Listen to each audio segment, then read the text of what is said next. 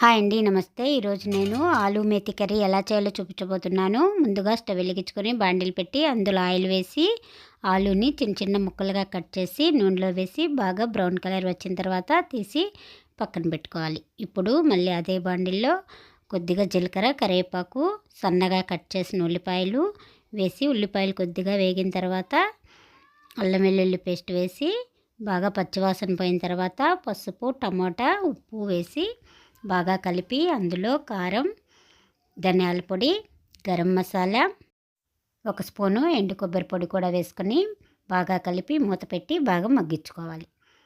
ఇప్పుడు మూత తీసి కలుపుకుంటే ఎలా ఉంటుంది. ఇప్పుడు అందులో కట్ చేసిన మెంతికూరను కూడా వేసి బాగా కలిపి మళ్ళీ మూత పెట్టి మగ్గించుకుంటే ఇప్పుడు అది కొద్దిగా గట్టిగా ఉంటే కొద్దిగా వాటర్ వేసుకొని బాగా మగ్గించుకున్న తర్వాత ఆలుగడ్డలు వేసుకొని ఉప్పు సరిపోతుంది